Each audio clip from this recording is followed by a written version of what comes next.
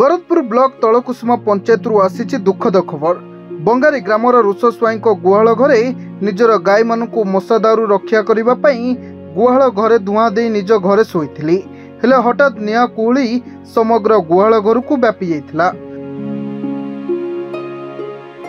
गोरु मानक चित्कार शुणी घर लोक और पड़िशा माने निआं लिभेबाकू प्रयास करने सहित गोरु मानू बंचेबाकू चेष्टा करथिले, मात्र दुईटी गाय को अर्धदग्ध अवस्था बंचाइबारे सफल होइथिले।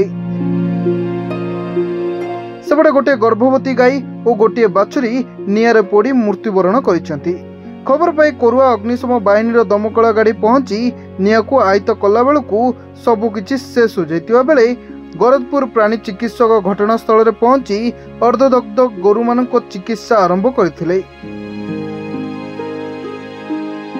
एने समाजसेवी अजय राउत घटनास्थल में पहुंची आर्थिक सहायता प्रदान करने सहित तलकुसुमा पंचायत सरपंच प्रतिनिधि अशोक कुमार जेना रुष स्वाई घरे पहुंची एक जरीपाला प्रदान करने सहित ए संपर्क में गरदपुर तहसीलदार को अवगत कराई तुरंत सरकारी सहायता प्रदान करने को निवेदन करथिले।